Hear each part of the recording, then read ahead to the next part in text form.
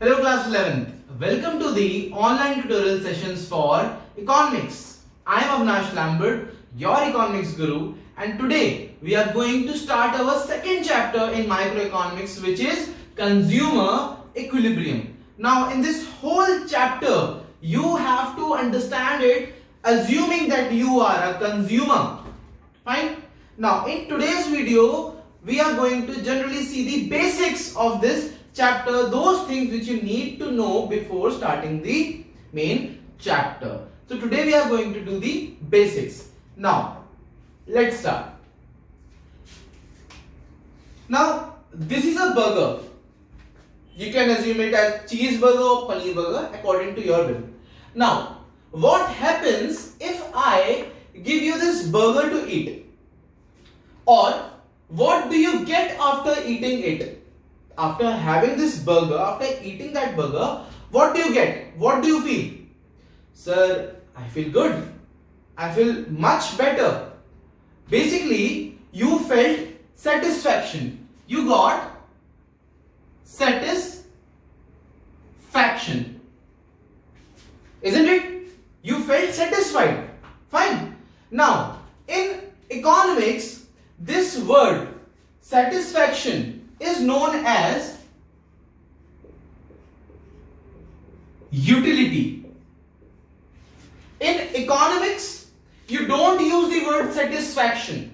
We use utility. So, starting from today, don't use the word satisfaction. Use the word utility. So, what is utility? Utility is the want satisfying power of a commodity.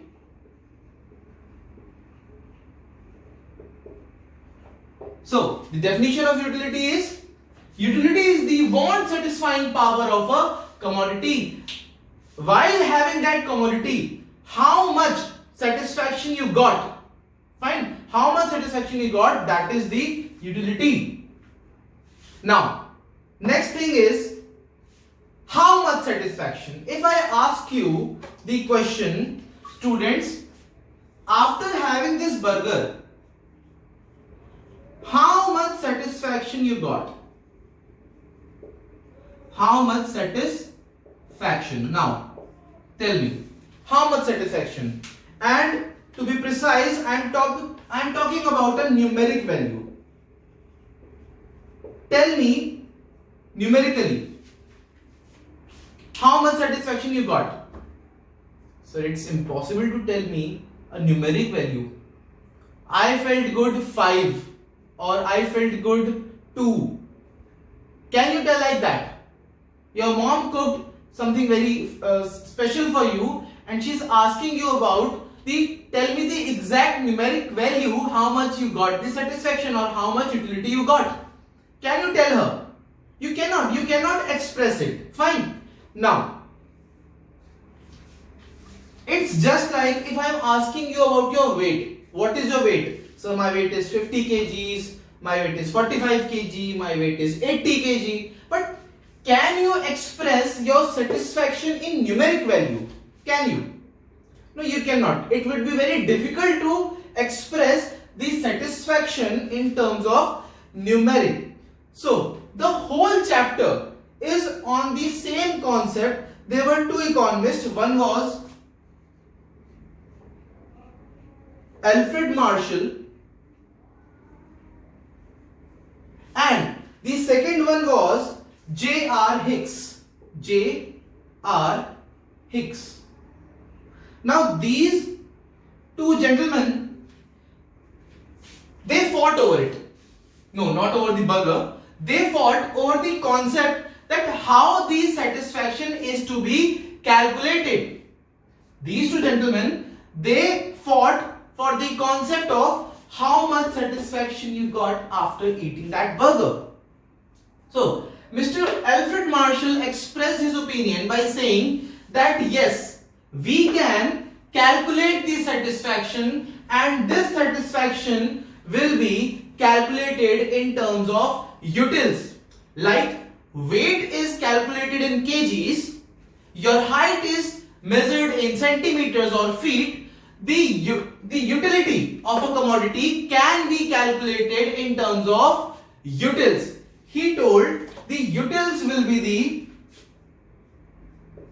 unit of utility.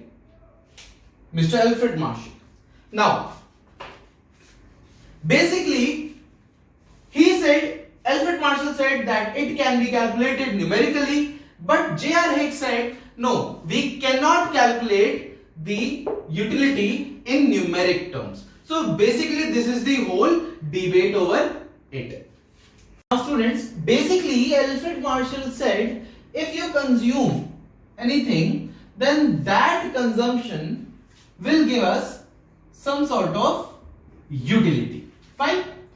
And that can be measured in utils. Like height can be measured in centimeters, weight can be measured in kilograms, utility will be measured in terms of utils.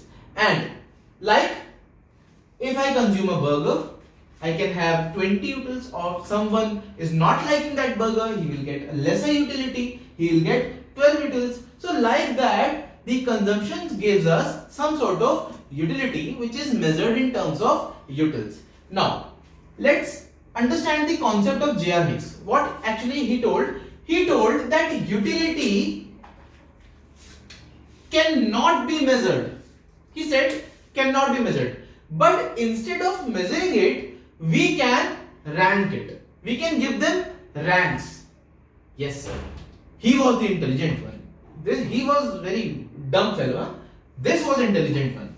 So Mr. J.R. Hicks explained that we have to give the ranking according to our preference. For example, you went to a Chinese food store and there were two friends, Harsh and Shikhar. They had this as menu. They had burger, pizza and momos. Fine. Now, Harsh said, I like pizza the most. He liked momos in second place and he liked burger in the third place. Fine. But Shikhar disagreed with him. He said, no, brother, I like the burger first, I like the pizza as second, and he liked the momos third. Fine. So, like this preferences of Harsh and Shikhar, we can rank the commodities. So basically J.R. told to rank the utility. That utility cannot be measured, but we can give the preference, we can give the ranking according to our preference. Fine. And Alfred Marshall told that after consuming a commodity, we get some sort of utility. Like if I am consuming something, I will get some sort of utils like 20 utils or 12 utils, and that can be also calculated, that can be measured in terms of utils. So basically this was the debate over there. Fine. In this chapter you are going to study both these fellows' theories. Now Alfred Marshall gave this whole thing that as a name of cardinal approach. Cardinal approach. Fine. And J.R. Hicks named it as ordinal approach.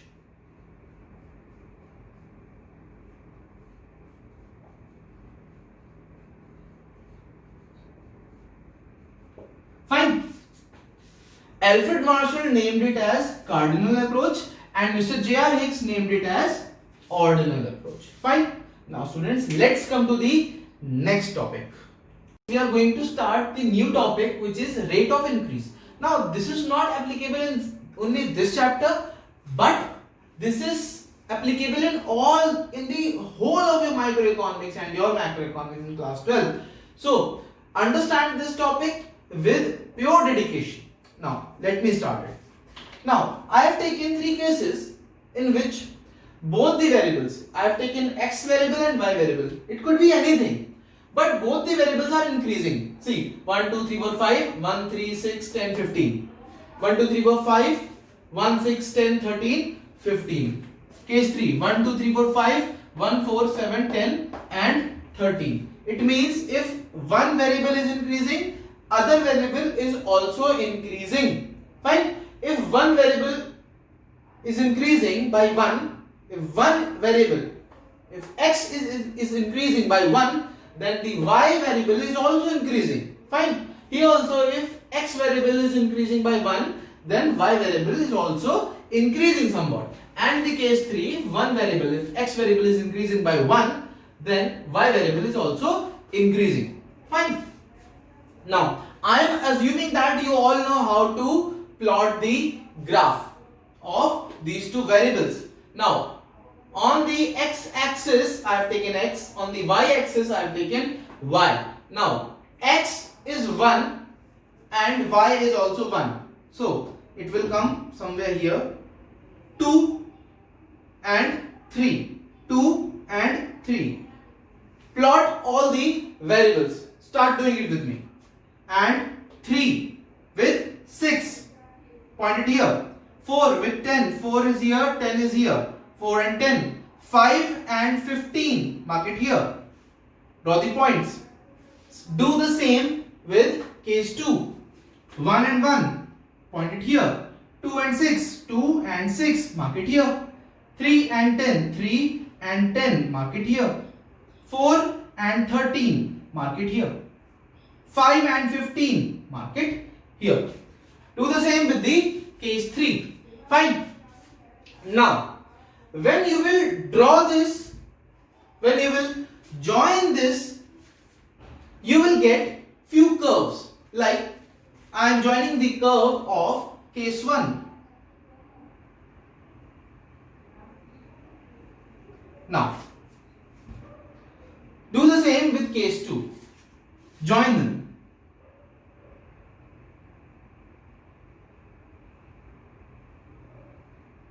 Do the same with the case 3. Join them. Fine. Now, if you notice their shape, their curve, this one is convex. Fine. This one is convex. So, if the curve is convex, you notice that the curve shape is somewhat like this. Now this is convex. Fine. Now this shape, if we talk about this one, this shape is like that. Now this is concave. Fine. And if you notice the case 3, the line is the straight line. Now this is a straight line. Or you can say it's a straight line or constant line. Fine. You can write it as straight line. Fine.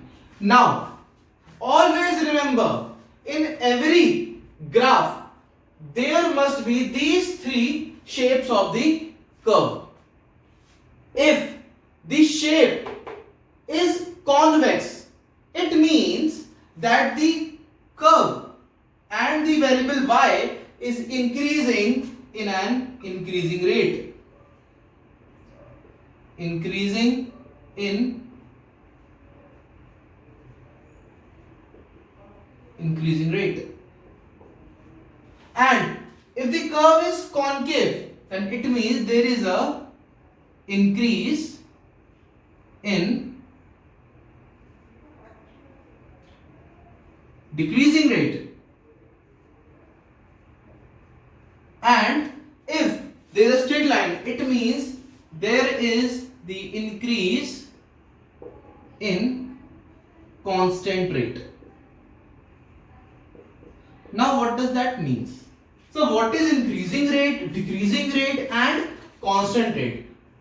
You saw all these variables are increasing, but their rates are different. If you notice here, the difference between 1 and 3 is 2. The difference between 3 and 6 is 3. The difference between 6 and 10 is 4. The difference between 10 and 15 is 5. Now it is, you can see that it is increasing. Fine. There is a gap of 2. There is a gap of 3. There is a gap of 4. There is a gap of 5. It is increasing. As the x variable is increasing one by one, the y variable is also increasing, but in an increasing rate. First it increased to 2 points. Then it increased to 3 points. After that it increased to 4 points. And after that it increased to 5 points. So it is increasing again and again. So that's why it is increasing rate. Fine. There is an increase in increasing rate. Now let's talk about case 2. This is the concave shape. Fine. And it is increasing in decreasing rate. Let's see how. The gap between 1 and 6 is 5. The gap between 6 and 10 is 4. Gap between 10 and 13 is 3. Gap between 13 and 15 is 2. So, as the x variable is increasing one by one, the y variable is also increasing, but in a decreasing rate. First it increased to 5 points from 1 to 6. Then it increased to only 4 points, 6 to 10. It increased only 4 points. In the previous variable, it increased up to 5 points. Then, when variable x increased from 3 to 4, it increased from 10 to 13. It means only 3 points increase. And after the fourth variable increased to the fifth, then 13 from 15, it means only 2 variables it increased. So it means that it is increasing, but now it is decreasing from 5 to 4, 3, 2. Fine. So that's why it is increasing but in decreasing rate. Now the last one, the case 3. There is a straight line and the increase in constant rate. Let's see how. From 1 to 4, 3, 4 to 7, 3, 7 to 10, 3, 10 to 13, 3. So again, it is increasing but at a constant rate of 3. That's why it's a straight line.